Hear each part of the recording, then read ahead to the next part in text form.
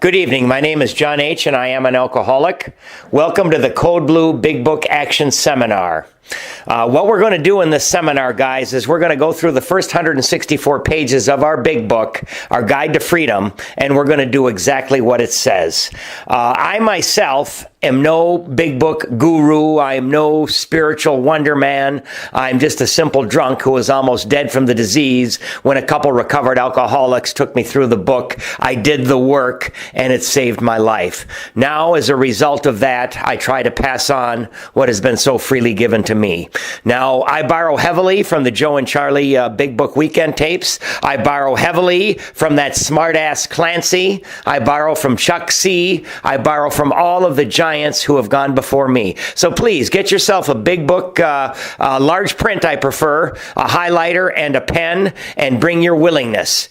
Get ready to change your life. Thanks for listening. Good evening, everybody. I'm John. I'm an alcoholic. Hey, John. During the 1950s, a man by the name of Max C., now dead, started a group in Winnipeg, Manitoba called the Golden Slippers. The group was a back to the basics of the big book kind of group, especially for those people who could not stay sober for any length of time. The group took a bunch of chronic slippers and walked them through the steps, taking the action exactly as laid out by the first 100 men and women who wrote the basic textbook Alcoholics Anonymous. This is not your typical thanks for sharing kind of AA meeting, nor is it like any seminar. Participants are asked to do all 12 steps as laid out in our basic textbook. One or more of the people who have done this work before will be guides to lead you through the instructions in our basic textbook using a dictionary published at about the same time as the book Alcoholics Anonymous to help us better understand the directions as they were written by the first 100 men and women. We ask every participant to commit to the entire process. Though we read and study the AA Big Book, this group is not limited to members of AA. We who have participated in these groups before have come to understand that these sessions make us much better sponsors. We can now lead people through the steps exactly as given to us by those who have gone before, unfettered and unchanged. In addition to being a boot camp for sponsors, we also feel this is especially valuable to those who have been through some sort of treatment or rehab and have been, in effect, left off at step 3 or 5. Recovery requires that we do all 12 steps. We recover in AA by taking the steps, and if we don't take the action as described in our basic textbook, we might not recover. These study and action sessions will guide you through the steps precisely as the first 100 men and women laid them down. These are back to the basic sessions accepting the simple kit of spiritual tools that's been laid at our feet. Okay, guys, so what we do is we open every session with the set-aside prayer. So you don't have to, but if you're inclined and you're willing, we take a knee and we say that top prayer right there. That's how we open up every session of the Code Blue. So, God, please let me set aside everything I think I know about sobriety, life, and you, so that I may be open to a new experience. Amen. Okay, so we're going to start out with introductions. I do record this, but everybody's name gets deleted, so don't worry about that. During introductions, I'm going to pass around the 7th tradition. I'm John. I'm an alcoholic. John. All right, welcome everybody. Couple things. We'll do a little bit of housekeeping today, and we'll talk a little bit about the goals of what we do in Code Blue, and a little bit about the history of the book. I do have paperwork. You'll see paperwork, sometimes new paperwork every week. I've got a folder up there. You're welcome to grab a folder. You're welcome to grab the sheets of paper. Does everybody have a big book? I've got large print big books for $11 if you need to get one. Can't get those. And let's do this, everybody. I know, and the Code Blue works just as well as for people who have been sober 6 months, 2 years, 10 years, 20 years, as it does for people who are struggling. I came in, let's get the stuff written down first. Everybody who's got their big book, okay, open up to this first page here. Open up to where it says Alcoholics Anonymous. And I want you to write your sober date at the top. Write your sober date at the top. And then put your name and your phone number. when I first went to my first Code Blue, and I wrote my sober date on there, I said, well, golly darn it, I don't want to write that down. What if I relapse? I've been relapsing my whole life. They said, write the date down. Right? And I'll tell you what, many of the time when I was going through some hard times, I opened up the book and I saw that date there and I said, I am not changing that date again. I'm not changing it again. Too many times. And I want you to put your name and your phone number, because we only bring our books to AA meetings and AA clubs. And if you're going to write so much stuff in Code Blue and highlight stuff, that you're going to want your book if you happen to leave it behind. My sponsor was a big advocate. He said, John, you take your book, you go through this and you learn all this stuff and you write this stuff in there. You take your book to every meeting you go to, because what happens if you're sitting in a first step meeting with somebody and you know exactly in the big book where there's something that might help this person stay sober another day, and you don't have your book with you. So he's a big advocate that we take our books to the meetings in case we need to reference something and try to help other people. So we've got our sober date, we've got our name and our phone number, and then under that I want you to write alcoholism, triple underline the ism, and then write not alcoholism. Okay, many people, and I've been sober. As a matter of fact, I just got my 6-year chip maybe a week or so ago, and but I've seen a lot of people with substantial sobriety that I got this thing. I don't need to keep going to meetings. I don't need to keep helping people. I don't need to keep asking God for guidance. And I've seen these people go off the rails, and some of them have just burned their life to the ground without taking a drink. Right? They did this get to the old ways that they behave. Other people have relapsed and died, or ended up in jail, or killed themselves, or are back in treatment. So this is alcoholism, not alcoholism. And triple underline the ism and triple underline the wasm, because this is something that never leaves us.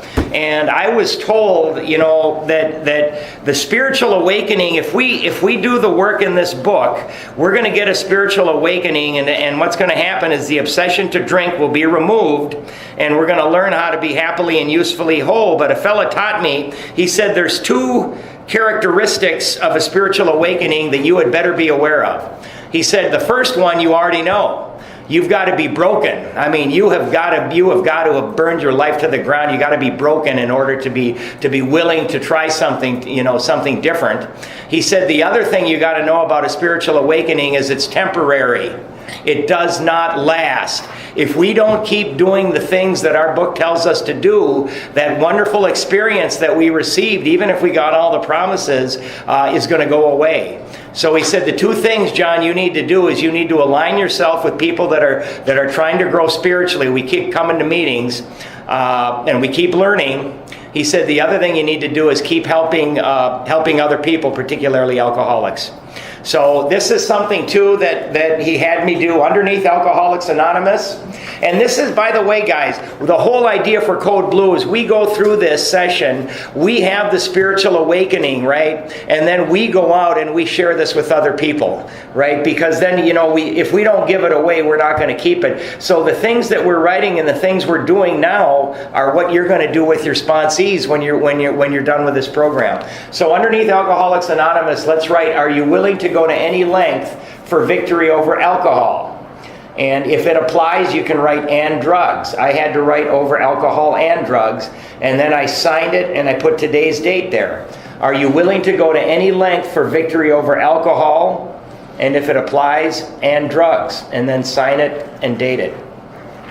There were a lot of times when I came into these rooms and I first did this, I was sick and dying. I was thinking suicide was the best way out. And my sponsor said, okay, well, we're going to do this and we're going to do that. And I said, well, that's ridiculous. I don't want to do that. That's too strenuous. I don't think I need to do that. And he would page back to this. And I remember when I signed this thing, what kind of shape I was in. Are you willing to go to any length for victory over alcohol and drugs? And we sign it and we date it. And I don't ever ask anybody, whether they're one of my sponsees or anybody in these rooms, to do anything that I have not done myself. On the next page, okay, we're going to write the set-aside prayer.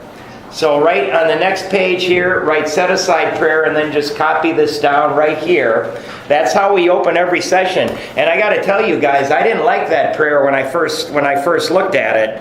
But as I've come to understand, all it's meant to do is to open up my mind to be more receptive to this information and to new things as I go along. When I came into these rooms, I knew everything. I knew everything. And that's why I couldn't get sober, because you guys couldn't teach me a damn thing, right? So God, please let me set aside everything I think I know about sobriety, life, and you, so that I may be open to a new experience. Okay? So, and we're going to write that down. And again, that's how we open every session. And the one, a very important thing that you guys also have to know is if it is not in the big book, or if it's not in the 12 and 12 or some of our other literature, then it's my opinion, or it's the opinion of somebody that taught me that. So if it's not in the book, it's my opinion. And if it's my opinion, you can take it or you can leave it.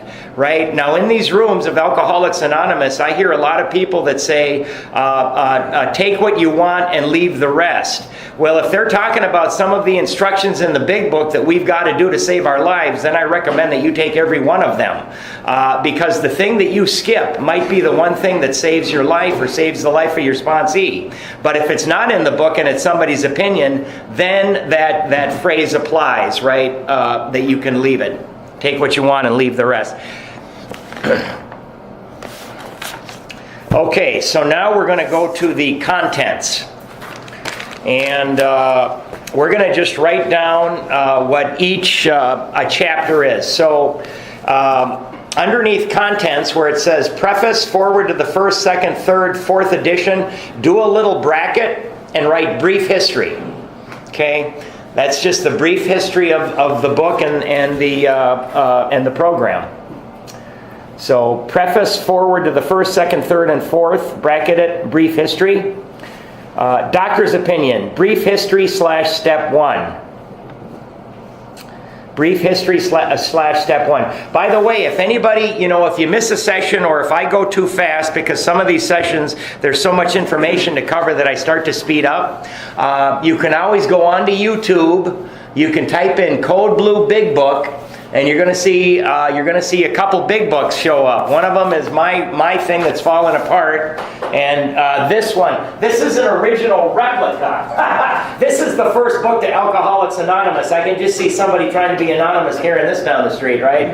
Bill thought if you put bright colors in there and you made it really big, it would sell better. But you'll see a picture of a large print blue book in this one. You can click on it, and then you look for full session 1 or 2, and you can catch up on a session that you missed, or you can if you didn't get everything written, you can go back and you can fill in and highlight the stuff you missed because I went too fast. Let's see. Doctor's opinion, brief history, step 1. Bill's story is step 1. There is a solution. I'm going to put. I've changed that around so many times, but I'm going to put steps 1 and 2. There is a solution, steps 1 and 2. More about alcoholism 2. We agnostics 2. How it works 3 and 4. Into action 5 through 11. Working with others 12. And then we're gonna go to wives, the family afterward, to employers, and a vision for you. We're going to do another bracket, and we're going to write practicing these principles in all our affairs. Practicing these principles in all our affairs. And then on 11 there, you can draw a little arrow down. We're going to get a bonus on chapter 11, a vision for you. We're going to, in addition to practicing these principles in all our affairs, that one is building a fellowship up around you. Building a fellowship up around you. I mean, when I came into here, my circle of friends had depleted so greatly by the time I finally made it in here. Maybe some drug dealers and a couple of hardcore users. Maybe some liquor store clerks, but that was about it. Just about every friend that I have today is a sober member of Alcoholics Anonymous. right? Now, I've also become friends with people that I worked with as a result of practicing these steps. People that I did not get along with, people that actually hated my guts, and I hated as a result of practicing these principles. I now count them among my friends as well. So, okay, so we are going to go to the preface, which is XI. Preface is XI. And at the top of the page, let's write, meetings are for fellowship. Meetings are for fellowship. Program is for recovery. Meetings are for fellowship. Program is for recovery. And sometimes it might seem like I'm not giving meetings enough credit, but meetings saved my life.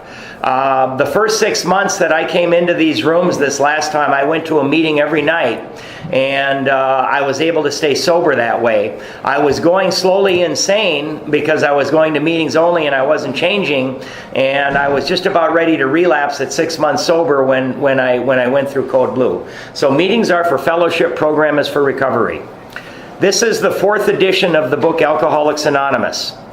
The first edition appeared in April 1939, and in the following 16 years, more than 300,000 copies went into circulation.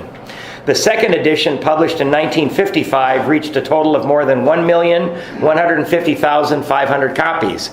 The third edition, which came off press in 1976, achieved a circulation of approximately 19,550,000 in all formats. Because this book has become, highlight the next 4 words, the basic text for our. Okay, so highlight that, and off to the right, we're going to write textbook to be studied. This is a textbook to be studied. You know, I thought I could just read through this thing once and, maybe I'd get something, maybe I wouldn't. Every time I take a new sick and dying alcoholic through its pages, every time I go through them at Code Blue, I get something new and something different out of them. So it's a textbook to be studied. The basic text for our society. Circle that word society. And then off to the left, I want you to write, group can be a higher power. Anytime in the book Bill talks about a deity, he capitalizes it. And I want to say that the group can be a higher power for starters. Hopefully as we work through the steps, we'll actually develop our own higher power, something that is for ourselves and our own understanding alone. But for starters, group of drunks, right? God, or good orderly direction, or these meetings can be your higher power to help you stay sober one day at a time. The basic text for our society, and has helped such large numbers of alcoholic men and women to recovery, there exists strong sentiment against any radical changes being made in it. Okay, highlight the next 3 lines. Therefore, the first portion of this volume describing the AA recovery program has been left largely untouched in the course of revisions made for the 2nd, 3rd, and 4th editions. So what they're telling us is that the first 164 pages have not been changed since this book came off the press, right? So, why would that be? We humans, and I think particularly alcoholics, I can do better, I can rewrite this thing, I've got better ideas, and things get changed and updated and moved around all the time. Why has the text stayed the same? Well, I think it stayed the same for 3 principal reasons. 4. I guess the main reason is it works, right? It works just as good today as it did back then. People tell me, they say, John, this book is out of date. It doesn't have any bearing on today's alcoholics, has no bearing on the problems that we meet with in today's world, and I think that it's all crazy. And to those people, I say nonsense. 3 reasons why. Number 1, alcoholics have not changed. Alcoholics have been the same ever since we first figured out how to make wine. I have no idea how many years ago that was. But we're still getting drunk. We're still crashing cars. We're killing people. We're getting divorced. We're getting fired. We're getting thrown in prison. We're committing suicide. We're miserable. We're desperate. We're afraid. We're angry. We keep relapsing and burning our life to the ground. The alcoholic has not changed, right? Secondly, alcohol hasn't changed, right? And ethyl alcohol, that's the same as it always was. The flavors have changed, the bottles have changed, the strengths, the packaging, the marketing, all of those things have changed, but alcohol itself and the effect that it has on us, that has not changed, right? Still the same as it was 3,000 years ago. And thirdly, guys, human nature never changes. Human nature is the same today as we were thousands of years ago, right? Aristotle, Caesar, Hammurabi, you go back as far as you want, human nature never changes. That is why the program and the book works just as well today as it did in 1939 when it came off the press, right? So don't let anybody tell you that this book is outdated. It's still saving the lives. It saved the life. The program in this book has saved the lives of more alcoholics than every other therapy the world has ever known combined. And it is still doing so today. The section called The Doctor's Opinion has been kept intact just as it was originally written. Highlight, in 1939 by the late Dr. William D. Silkworth. So next to where you underlined Dr. William D. Silkworth, you can write neurologist treated over 50,000 alcoholics. So he wasn't an alcoholic, but he was a neurologist, and for some reason we alcoholics fascinated him. And for very little pay, after the stock market crash, he treated over 50,000 of us and came up with some ideas about the disease of alcoholism that were revolutionary at the time, and they've stood the test of time. Our society's great medical benefactor. The second edition added the appendices, the 12 traditions, and the directions for getting in touch with AA. But the chief change was in the section of personal stories, which was expanded to reflect the fellowship's growth. Bill's story, Dr. Bob's nightmare, and one other personal history from the first edition were retained intact. 3 were edited, and one of these was retitled. New versions of 2 stories were written with new titles. 30 completely new stories were added, and the story section was divided into 3 parts under the same headings that are used now. In the 3rd edition, Part 1, Pioneers of AA, was left unchanged. 9 of the stories in Part 2, They Stopped in Time, were carried out from the 2nd edition. 8 new stories were added. In Part 3, they lost nearly all. 8 stories were retained. 5 new ones were added. The 4th edition includes the 12 concepts for world service and revises the 3 sections of personal stories as follows. 1 new story has been added to Part 1, and 2 that originally appeared in Part 3 have been repositioned there. 6 stories have been deleted. 6 of the stories in Part 2 have been carried over. 11 new ones have been added, and 11 taken out. Part 3 now includes 12 new stories. 8 were removed in addition to the 2 that were transferred to Part 1. So let's, off to the left of all that stuff that I just read, let's write experience, strength, and hope. Okay, so that's a volume that has all 56 stories from the first 3 editions. It's called Experience, Strength, and Hope. And I bought that book about 4 years ago, and it's been gathering dust on my shelf ever since, but one of these days I'm going to read them. But that's got all the stories. And why did we do this? Well, we're going to highlight the next 5 lines. All changes made over the years in the Big Book, AA members' fond nickname for this volume, have had the same purpose: to represent the current membership of Alcoholics Anonymous more accurately, and thereby to reach more alcoholics. So they're changing these stories because, back in 1939, the vast majority of the members of Alcoholics Anonymous were middle-aged white guys. That's it. They might have come from different religions, but they were pretty much a homogenous bunch. We're going to see that there were 97 men and 3 women. But the age for coming in here has gone down. There's more women. There's many different religions, many different ethnicities. And they've got to change these stories so that people can relate. Because we come in here and we think we're unique. We think that nobody's like us, and that uniqueness is what kills many of us. So they change these stories around so people will be able to identify. Where we ended highlighting, where it says thereby to reach more alcoholics, off to the left, write primary purpose. Our primary purpose is to carry the message to the still suffering alcoholics.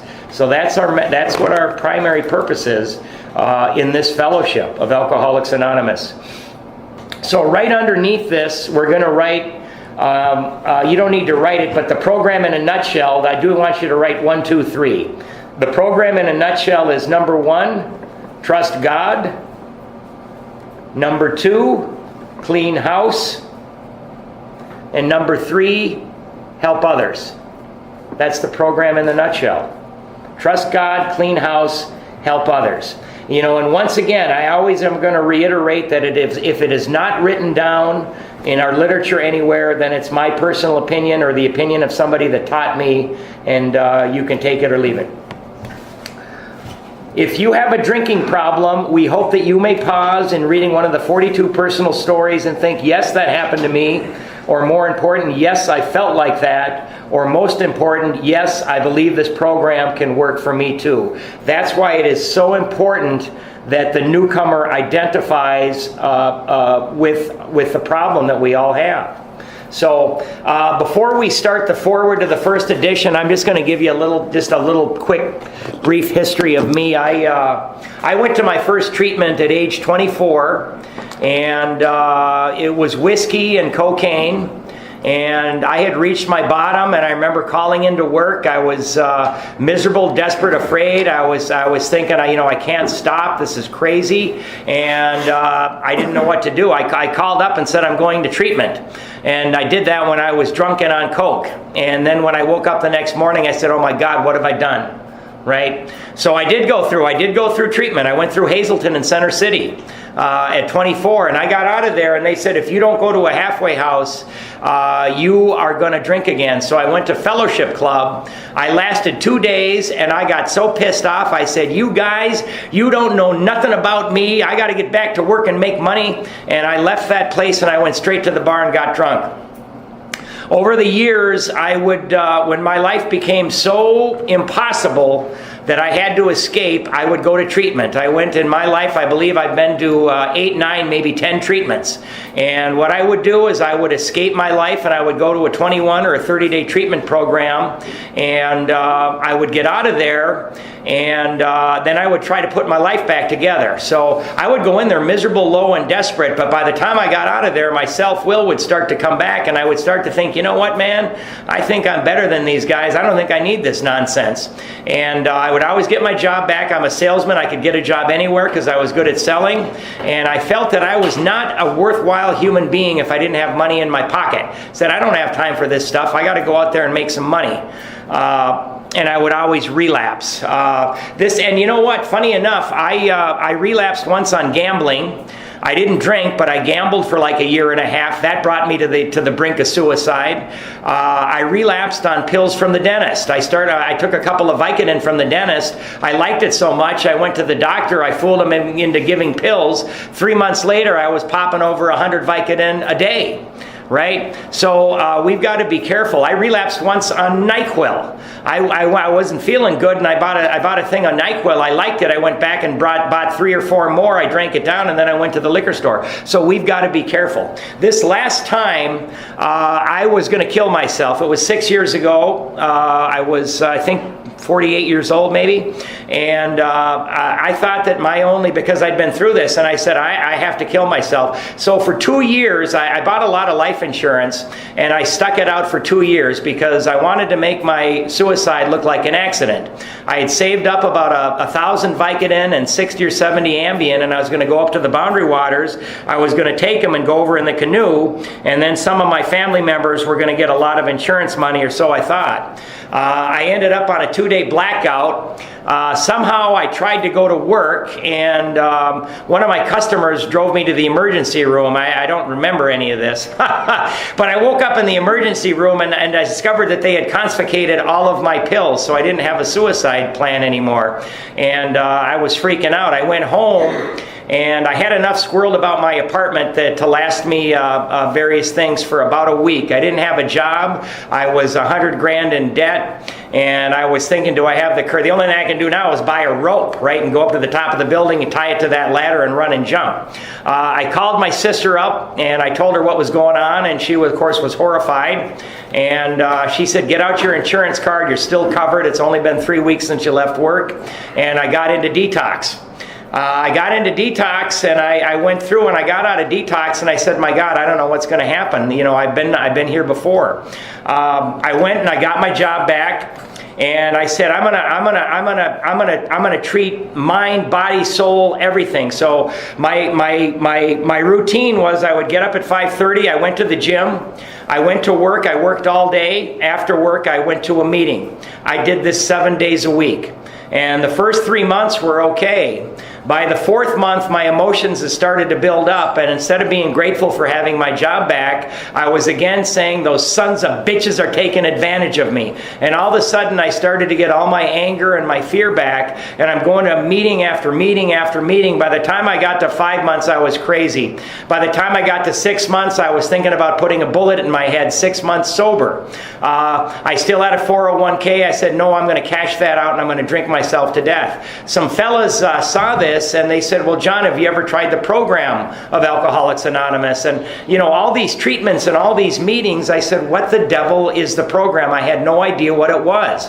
And they said, well, we're starting a Code Blue in 2 weeks. We're going to go through the book. We're going to do the work. And they guaranteed me that if I went through Code Blue and I did everything they said, they guaranteed me that my obsession to drink would be lifted. Not only that, they guaranteed me that my anger and hatred of everybody, including myself, and my fear would go away as well. And I said, my God, sign me up. When does it start? They said 2 weeks. I said, I don't know if I'm going to make it 2 weeks. And they said, okay, do you want to meet tomorrow and start going through the book? And I looked at him and I said, I'm not that desperate. You know, I'm crazy. Here I am. I'm ready to drink. And I said, no, I don't. But I stuck it out. And I got to tell you, I went through the Code Blue and I did everything. I showed up to every session. I did every little thing that they asked me to do, because I was going to prove them wrong. I was going to be the guy that said, you see, I did everything and it didn't work, right? That's the kind of guy I was. And somewhere through the middle of Code Blue, my obsession to drink was lifted out of me. And somewhere after, my fourth and fifth step, all this anger and hatred and fear started to dissipate. And I couldn't believe it, man. All the things that made me want to drink started to dissipate out of my life. So they were doing another Code Blue right after that, and I'd never felt like this in my life. I said, I'm doing it again.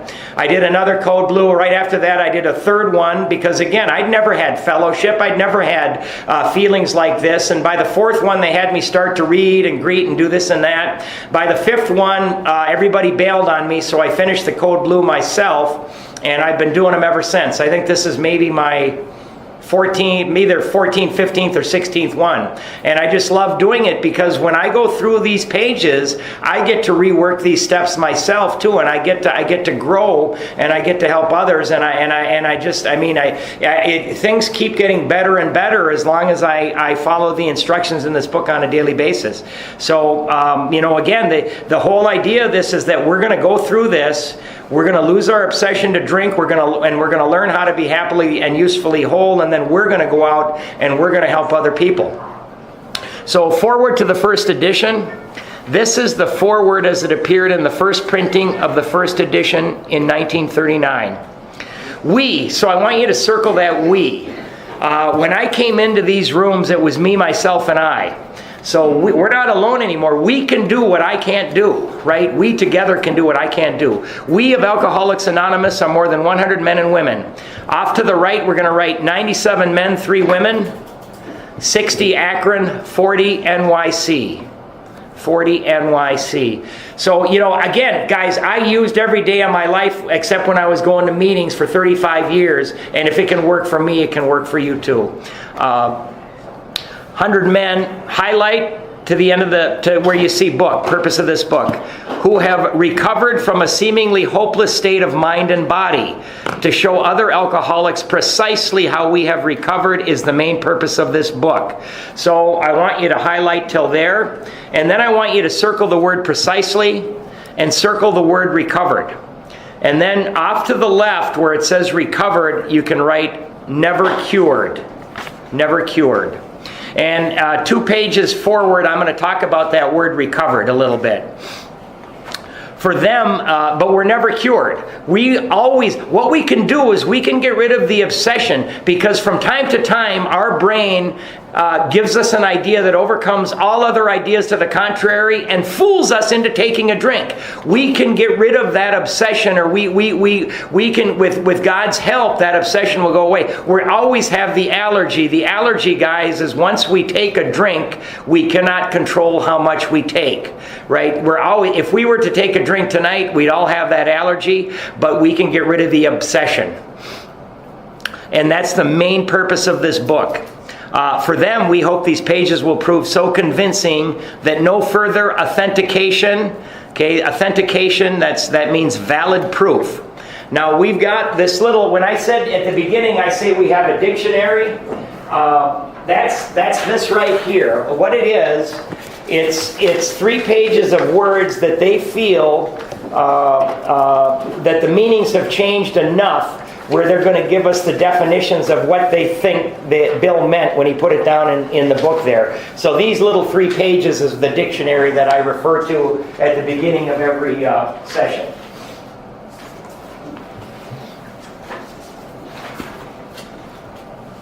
No further authentication will be necessary. We think this account of our experiences will help everyone to better understand the alcoholic. Many do not comprehend, highlight to the end of the paragraph, that the alcoholic is a very sick person, and besides, we are sure that our way of living has its advantages for all. So right here it's saying that the alcoholic is a sick person. Most of us alcoholics, for our whole lives, what have we heard? You have weak willpower. You have low moral character. You're sinful. Why can't you pull yourself together, damn it? Why can't you do it? Right? Well, here we're finding out for the first time that we're sick. We're not bad people. We're not weak-willed. We're sick, right? This is the first time in history that this idea that we have an illness has come out. Prior to 1939, we were just plain old, lousy, rotten, weak-willed, low moral character, sinful people, right? That's all we were. It is important that we remain anonymous because we are too few at present to handle the overwhelming number of personal appeals which may result from this publication. Being mostly business or professional folk, we could not well carry on our occupations in such an event. We would like it understood, highlight that our alcoholic work is an avocation. So avocation, after that you can write volunteering/free time. Volunteering/free time. We don't get paid for it. We do it from a sense of duty for those that helped us. We do it because it keeps us sober. We do it because it makes us feel better. We do it because it's the right thing to do. When writing or speaking publicly about alcoholism, we urge each of our fellowship, highlight to omit his personal name, just that little bit there, designating himself instead as a member of Alcoholics Anonymous. So after Alcoholics Anonymous, write no last name outside of club. No last name outside of club. Now, if I'm at an AA meeting, or I'm a member of this club, believe you me, I want everybody to know that my name is John Henry and I want them to have my number, because if they're having an issue or they feel like taking a drink, I want them to be able to get a hold of me. And pretty much my company, a foolish company that I work for, they put me through so many treatments because I'm a good salesman. Everybody there knows that I'm an alcoholic, and everybody knows there that I no longer drink. And most people know that if they have a family member that needs help, they can send them to me. But when this was written, they would have got just deluged with too many people. So no last name outside a club, but we want alcoholics to be able to get a hold of us, right? We don't want, hey, my name is Janet from another planet. How can I get a hold of her, right? No, we want to know what our real name and our phone number is. Very earnestly, we ask the press also to observe this request, for otherwise we shall be greatly handicapped. We are not in an organization in the conventional sense of the word. There are no fees or dues whatsoever. Right next to that, put 7. That's tradition 7. The only requirement for membership is an honest desire to stop drinking. Circle the word honest and write 3. That's tradition 3. Now, they took that word honest. When you look at the wall, you're not going to see that in the step, or you're not going to see it in the traditions now, because they said, well, how, maybe I don't even know if I honestly want to stop. So the only requirement for membership is a desire to stop drinking. They took that word out. We are not allied with any particular faith, sect, or denomination. Put 10. That's tradition 10. Nor do we oppose anyone. We simply wish to be helpful to those who are afflicted. Highlight the next 3 lines. We shall be interested to hear from those who are getting results from this book, particularly from those who have commenced work with other alcoholics. So early on, they knew the importance of helping other people. We should like to be helpful to such cases. Inquiry by scientific, medical, and religious societies will be welcome. So underneath that, let's write, must work with others. My first couple of sponsors I had were big advocates. They said, you've got to work with other people. As a matter of fact, when I wasn't even, I was going through Code Blue, and I only been doing it for 3 months, working the steps for 3 months. I had made 2 amends, and my sponsor said, John, the next time at meetings when they say who's willing to sponsor, I want you to raise your hand. And I looked at him and I said, you've got to be kidding me. He said, just do it. So I did it, and the very first time I did it, somebody tapped me on the shoulder and he said, can you help me?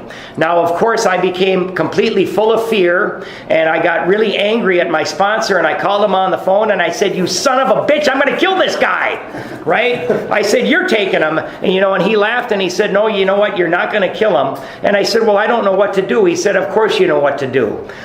You're going to take him through the book. You're going to have him write what we wrote. You're going to have him highlight what we highlighted. You're going to have him do step 4 just like I had you do it. Then you're going to listen to his step 5. Then you're going to take 6 and 7, and then you're going to help him start to make amends.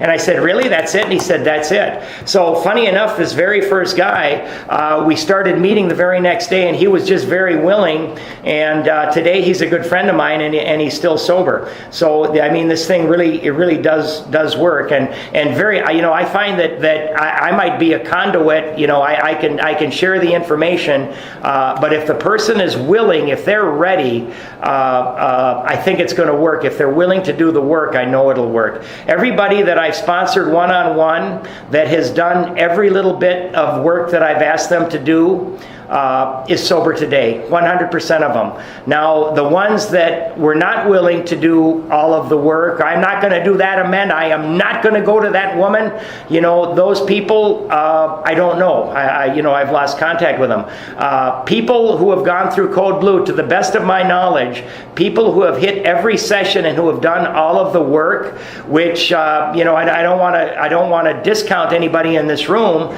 but, that might be, 20 or 30% of the people that go through a Code Blue, to the best of my knowledge, those people are sober as well. So this thing really does work. It works if you do it. It's this simple. If you do everything the book tells you to do in the first 164 pages, you're going to get better. If you don't, you won't. At least that's been my experience in these last 6 years.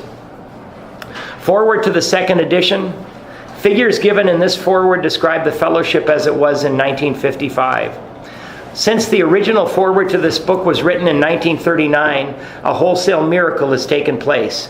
Our earliest printing voiced the hope that every alcoholic who journeys will find the fellowship of Alcoholics Anonymous at his destination. Already, continues the early text, 2s and 3s and 5s of us have sprung up in other communities.